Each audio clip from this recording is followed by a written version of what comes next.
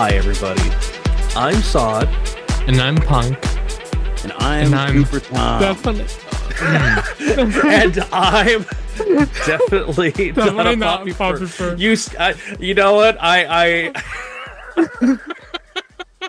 for the first time, I didn't screw it up, so I feel pretty okay. I don't know, I was such in a 60s minute vibe. Like, I'm Dan Rather, and tonight...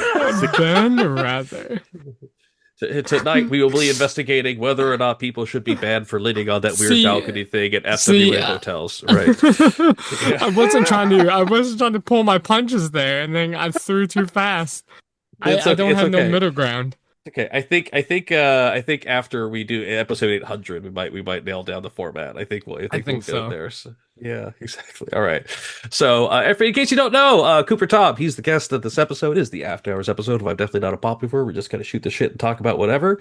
And to that end, I have to be Mr. Investigative Journalist. I have to get down to the bottom of everything. And so, Coopertom, I need to know, in your personal opinion, what is the most underrated lemon of a vehicle?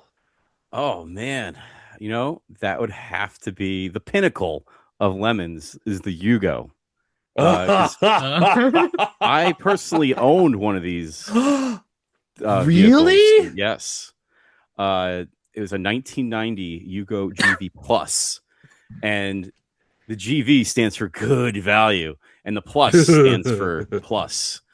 And what the plus meant, it had a 5-speed. It was Bosch fuel injection, because by the 1990s, they're like, guys, you can't be sending these cars over, from 1981. You got to bring it into the 90s. So the one I have is this like weird 90s version, and it's actually pretty good. You can go on the highway with it. I used to commute to work in this car. I used to drive to the park and ride in like 2012. I was driving a 1990 Yugo to a park and ride in 2012. So all these New Yorkers and everybody getting on their buses, in their BMWs and their Mercedes, and I'm pulling up in a Yugo, like, hey guys, So the Yugo was a pretty good car if you took care of it. Right. I think I remember hearing about it. Like, it could go to 0 to 60 in all of 14 entire seconds, something like that. Oh yeah. Truly incredible. But also, it's like your love of old technology, and I think it's like your love of old technology is one thing. I think there's kind of this thing where you kind of love almost forgotten technology, neglected technology to a degree. Yeah, I like to make the crap stuff not crap. That's like my objective, because it's like, what is this? A compact CED disc from RCA. It's a record that has a movie on it. That's garbage. And I'm like, I'm going to give it a shot. I'm going to make this thing work. I'm going to have this thing set up in my on my TV in my bedroom. And like right now, I could go get one of those discs and play it in like 2 minutes. I don't think a lot of people can say that. So like, I get this rush out of being like, oh, mini discs. I listen to mini discs. I recorded some mini discs to my reel-to-reel tape player that I found in the garbage. So I love doing this stuff and trying to make it like normal. So yeah, it's just like, I don't know. It's a fun thing. I like doing this. Right. Well, do you happen to know who Nikki Tenz is? Nikki Tenz. Yeah. Nikki Tenz. Does Nikki Tenz owe me money? That red bastard. Nikki Tenz. No, I actually don't know who Nikki Tenz is. It's okay. Do I owe them money? Potentially, but no, she was on the pod a couple episodes ago. It was one of Punk's strong recommendations. She's largely known for Kigurumi masks, as well. There's also like a huge retro gamer. Had into Corpus Christi, Texas, had a giant like arcade bar that was like all vintage like pinball machines and whatnot. But during our After Hours episode with her, I brought up the question of what is the most underrated game console, and she said the Vectrix was the one.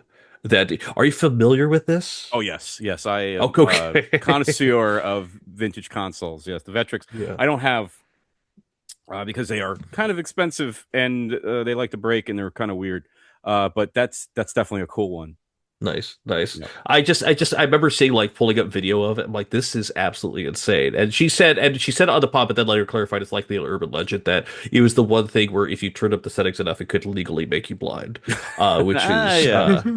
amazing feature for anything. But you also did a video fairly recently about, or not too recently, but about trying to find an Atari 2600, because you had collected all these games over the Oh years. yeah, So. yeah. What, in your opinion, is the actually best Atari game, and what is the worst? Oh, okay. I think the best Atari game, yeah, best 2600 is Pitfall 2. That Oh, hell game yeah. Hell is yeah. amazing. And what they had to do, this trickery to get that to work on a 2600, there's like a separate sound chip and everything crammed into that cartridge. So yeah, that's the good one. The crap one, I think, would have to be I think it's called Hide and Seek or Hide and Peek, Sneak and Peek, by US Okay. Games. It's literally video hide and seek. You have two people in a room. Like there's three scenes. You could be like in the closet, you could be in the bedroom, or you could be outside. And you could hide behind things. So it's two players just moving these guys around on the joysticks. And your friend is just supposed to close their eyes as you move your man behind something. And then you go, okay, your turn. Where am I? And then they have to move the guy to where you think you're hiding. It's garbage. That is stupid. Like, I feel like so many people, the default answer is ET, but I feel like there's this weird, like, Oh, kind it of goes like, deeper. It goes deeper. oh, It yeah. goes deeper than the landfill that ET's buried in. I've not heard of hide and seek, and now Me either. I'm kind of glad I hadn't. That sounds absolutely horrible. I got If it in all a possible. box of games at the flea market, and I put it in, and I'm like, this can't be just hide and seek. It can't. Like I was playing it in disbelief. I'm like, it can't be. It can't just be this. And it's like, no, it is. It Right. really is. You kept looking for the clues that weren't there, and it's just There's like, got to be a nope. boss. There's got to be like a key. There's got to be like some type of thing I have to collect. It's not literally hide behind the bed. That's the objective.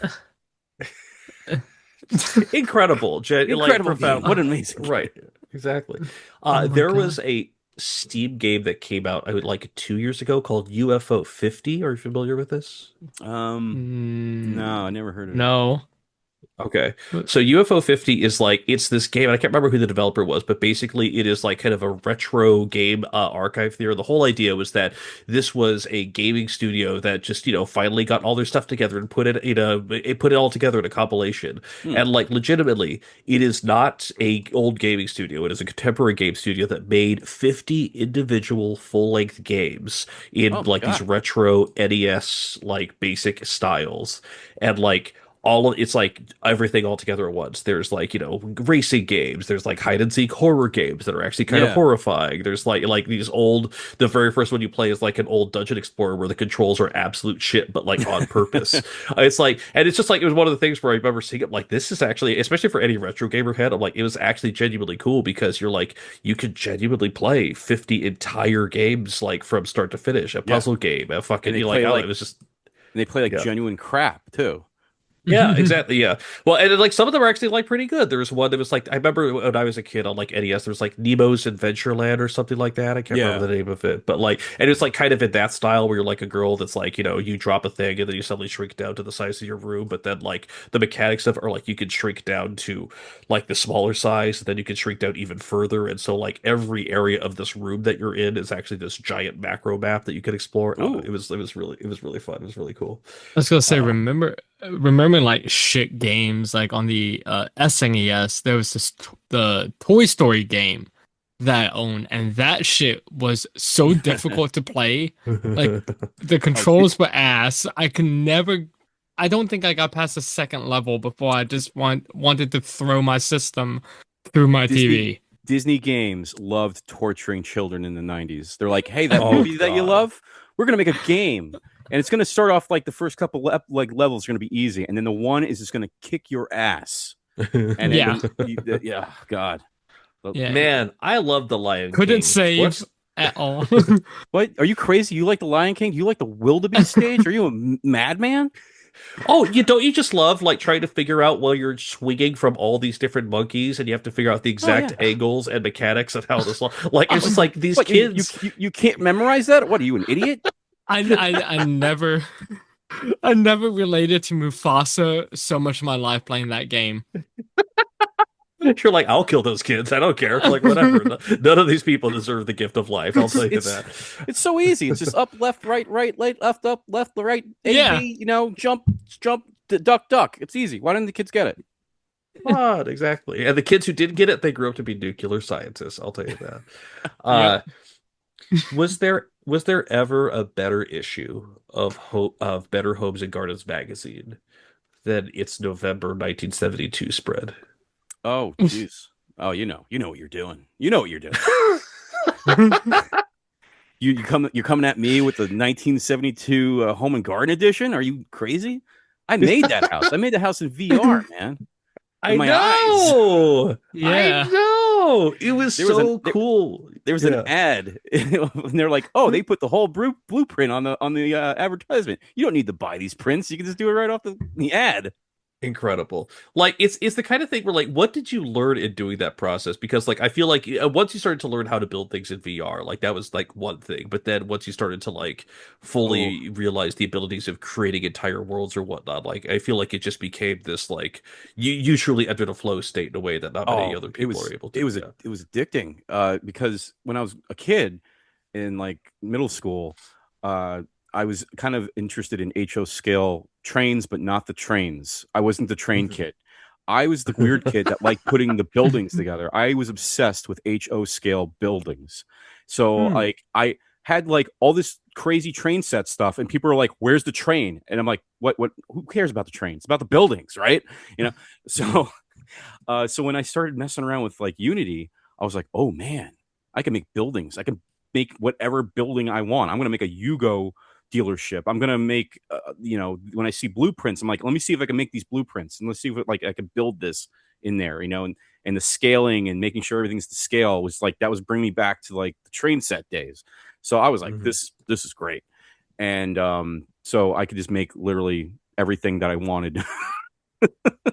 When I was in lockdown, I was like, whoa, this is amazing. This is killing hours at a time. This is great. Did go ahead, sorry, Pug. Oh, I was gonna say, have you thought about making any new like VR Oh, worlds? it's been years, and it's crazy because I'll like open up some of these files and I'm looking at them and I'm like, I don't know how I did this. I have no idea how I did this. And sometimes I'll revisit some of my worlds and I'm just like walking around looking and I'm like, how did I do this? I didn't do that. This is somebody else did this. How did I do this? Yeah. So yeah, if I wanted to start making something, I'm going to be starting back at square one. And there's so Yeah. many changes with Unity and the different versions, and it's like, oh my, I have to start all over. I was gonna say, funny thing is, because again, you made like a lot of like actually like really well-known worlds in VRC, and I remember like your Waffle House world I Oh used yeah. numerous times in videos just because it's such a good like world. It's probably like the best Waffle House Oh, world in the thank you. VRC. Yeah, I know you're welcome, and of course the infinite chair you can do, which is Oh, great because I've oh, of course broke VR of doing that. course. That's how you win the game. Yeah. Incredible.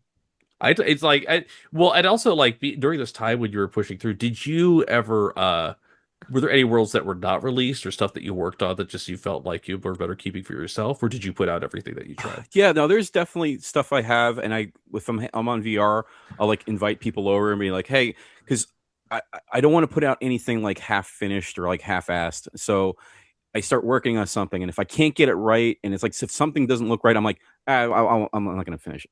So that happened. I did Mr. Rogers. I did the whole, like I was doing the set. Oh. I did the couch. I did the trolley. I did the window. I had the curtains right. I had everything. And I was getting to the kitchen, and I was just like, oh man, I'm gonna have to make a whole kitchen over here with the fish tank.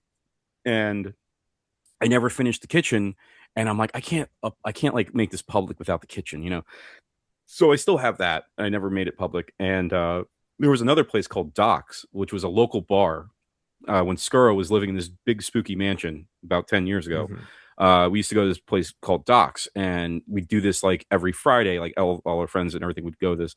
And then with the lockdown and everything, I was like, let me make Docks so we can like go to Docks.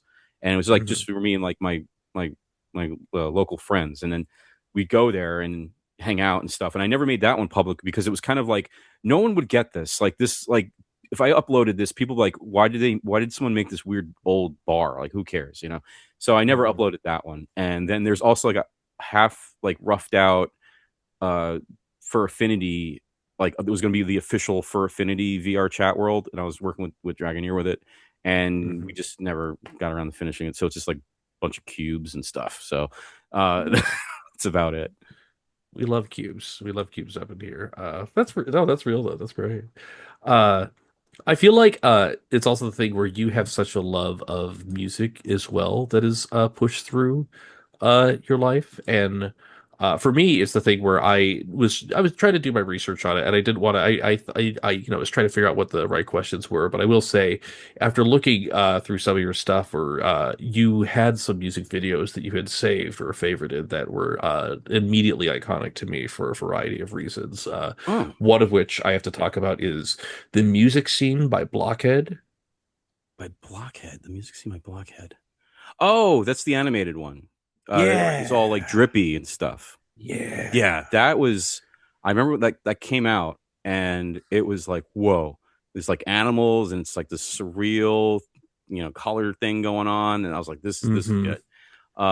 So yeah, when it came to something like that, where it was even like it was like 24 frames a second, like it was like on one's animation here, and I'm like, this is Hmm. wild. Yeah, definitely, that's a good one. Yeah, that was fairly iconic. And the other one, of course, was I actually really can't say I've seen the music video, but the record holds a huge impact on my life, which is Frontier Psychiatrist by the Oh, Avalanches. the Avalanches. Mm, Yes. That classic. was that was really good. That remember that one broke my mind because they were doing like the retro look before people were doing the retro look. And Hmm. it kind of threw people for a loop because it looked so legit. Like this is a weird like late night like variety show thing. Like how did they do Hmm. this? And then they have things cut in from what is that movie? I'm drawing a blank with Divine. Uh, Pink Flamingos. I think it was Pink Flamingos or the other one. But yeah, like to have that like those references in there, I was like, whoa, this is pretty. This is a deep cut. I like this. Um, Yeah. yeah, it's a good one.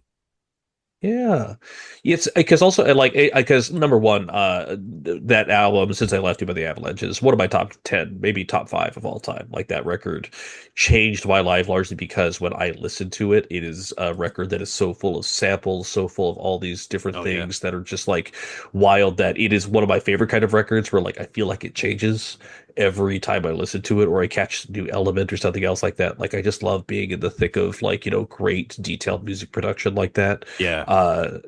And so that really struck me. To which I then have to ask, of course, the biggest question of all, what did you think of after a 15-year wait or whatever, the latest album from Boards of Canada?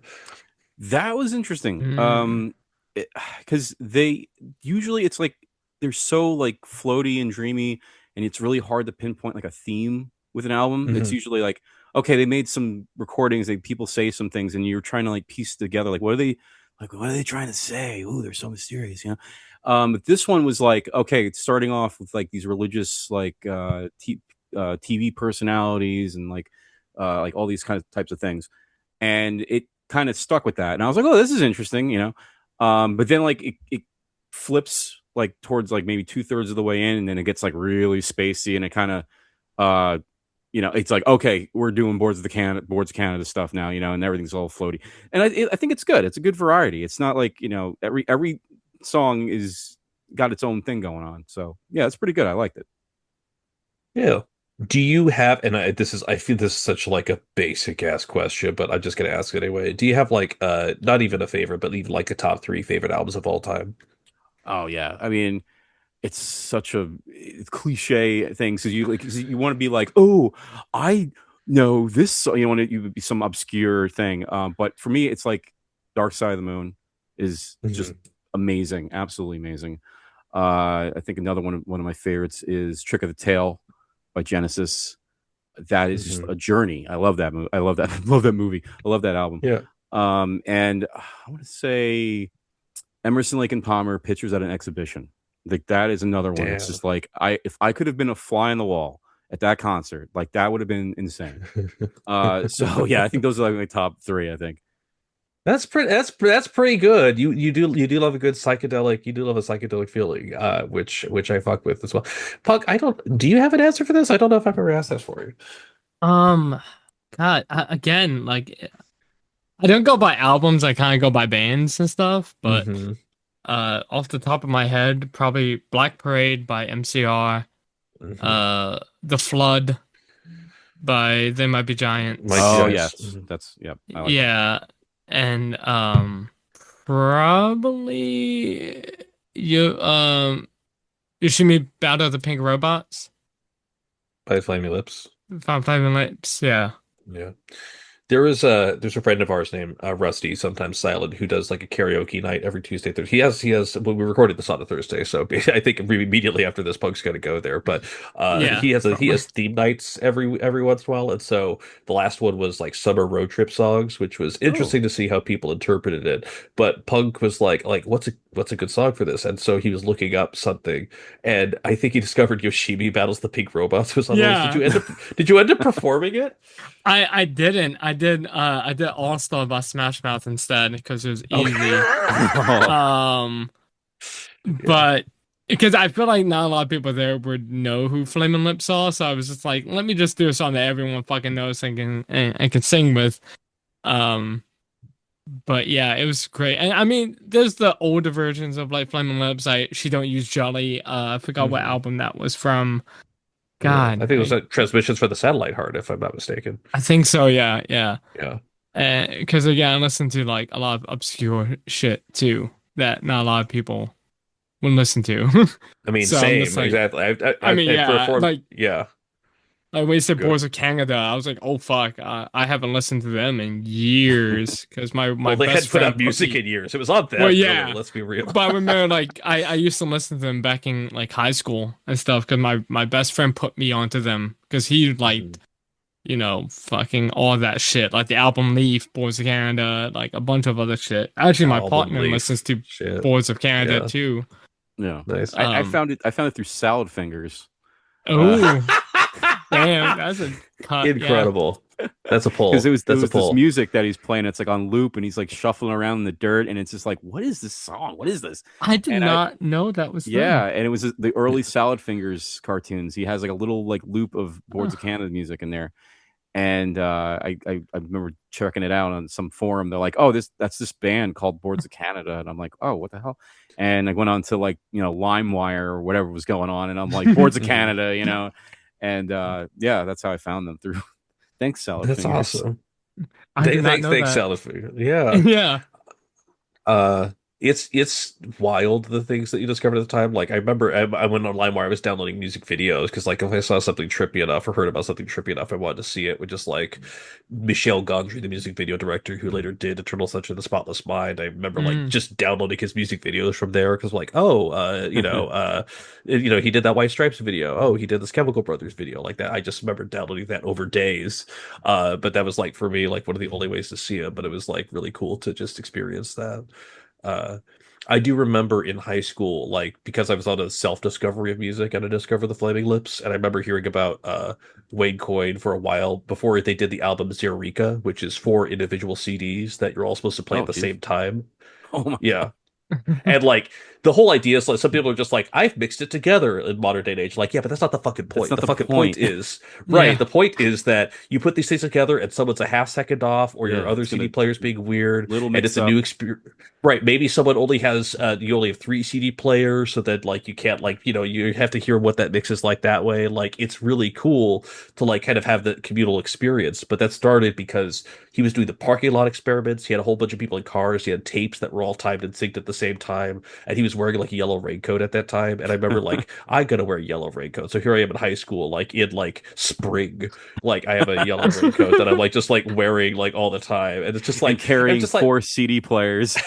Yeah. Yeah. I did have a Zurika party in high school. I legit did. I invited like eight people over, and we sat in like the my basement of my parents' house and like in the weight room or whatever, and just listening Listen. to it in silence. And it was it was a trip. Well, Sod, I think we have a new thing we have to try in October. Oh, you know what? I will find it. We will get CD players. We're gonna make it Let's happen. go. I'll look at some It'll. thrift stores. Oh, I'll good. bring the Thank you. raincoats.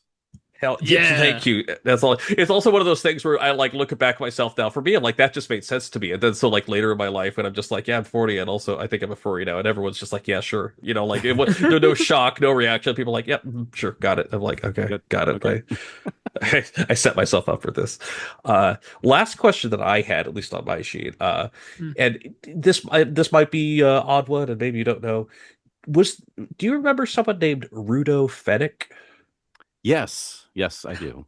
Oh, that's What his name.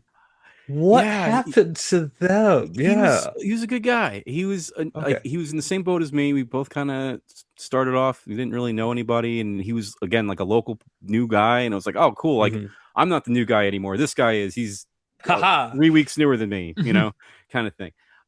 So yeah, we would hang out and stuff and everything.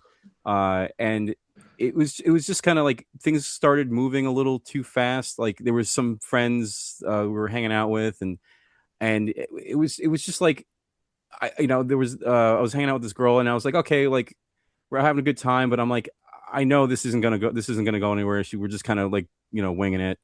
And then Mm. because we and him were the two new guys in the fandom. And then she started hanging out with Roto, and I was just like, hey, dude, like don't get your heartstrings attached. I'm just giving you a heads up. That's all. And he Hmm. and he took it like the wrong way, and he's just like, oh, you don't understand, and blah blah blah blah blah, and he kind of blew up. And I wasn't trying to do that. I was just trying to, I was looking out for him because I'm like, I was kind of like, oh, this girl's interested in me. It's like, not really. We're just kind of a thing. I was like, oh, okay.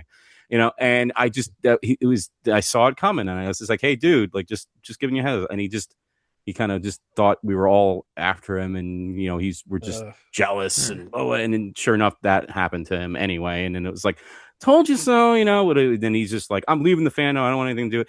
And he just kind of vanished. And it's a shame because I did Hmm. like hanging out with the guy. And, Yeah.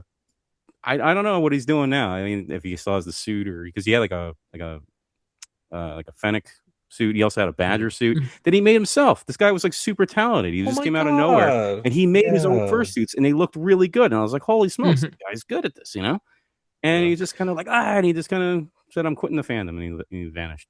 So Yeah. he's out there. I mean, I'd like to go have a beer or something with this guy, catch up. Yeah. Yeah.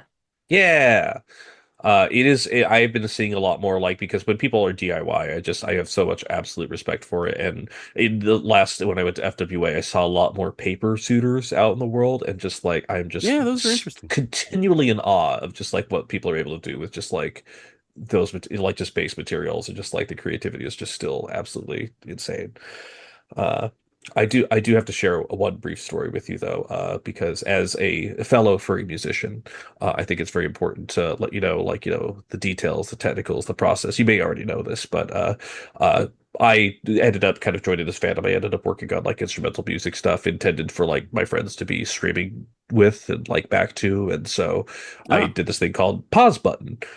So like, I just was one EP of like a little bit more mid-tempo music, one EP of a little bit more slower kind of like, reflective kind of music. And, yeah. so for my friends Oh, like Digaru and Nova Lama, like it was just kind of like intended to like, maybe before their strays. But it was just also as I was making, I kind of realized like kind of like a love letter to like the fandom and everything else like that. But oh, uh in November it'll be like 1 year since I put it out, and it's like out on all the streaming platforms and all the other stuff like that. But I realized that I'm like, oh, I'm a dummy. I need to like actually register this music. I can't just put it out. So I went through ASCAP, the American Songwriter Copyright, administrative, oh, yeah, whatever yeah. thing. And so like as part of it, like you could register, and you could register as a writer, and also you could Oh, register as a publisher too. And so register as a writer. That's pretty easy. That's free. You could also register as a publisher too, but typically you have to like have a name for your publishing company, because like yeah. Lennon McCartney, I think they have like Lemon McCartney Holdings or something like that, and Wayne Coyne of the Flaming Lips, he has Lovely Sorts of Death. That's the name of this pub. You can name it whatever you want, and. So I remember I'm like, okay, what should I name this? And I was running it through my head, like I could just do like Paws Button LLC or whatever. Like I just name it. I'm like, no, I thought, look at me. I think I'm funny. I gotta do something funny. So I put in something of like, there's no way they're gonna take this. Enter, send, and then 2 days later, we've accepted your publisher name. So anyway, at some point in some official credit, the music of Paws Button will be registered under Syrupy Paw Job Music, which is something I can't believe they accepted, and is somehow how I will be paid in case that ever comes to that point, which it won't. They're like written on a stream. check. Oh, I can't wait to go to trying the to cash that. Hey, I have 16 cents here. We'll see how that works out. But either way, Pug, do you have any other final thoughts, ideas, words, or worries? I think I'm good right now. Okay. I think ending on Syrupy Paw Job is great. How the podcast was intended to be. Let's be so real. Cooper, do you have any other last minute stray thoughts, ideas, notions? Yeah, it's you pretty much covered everything. Okay, great. You got it. Yay! Well, I mean, truth be told, for the record, you've been on a list of people that we would want to speak to for some time. And so, like, I know we mentioned at the end of the last episode, but truly, for me to you, it's just a genuine delight to speak to you. Doing research on you was just such a genuine delight because you're just like this down to earth, just chill dude, and I think you have such an incredible sense of humor and like just way of approaching the fandom that's just very realistic and candid and wonderful. And I don't know, it's just been great to get to know you, dude.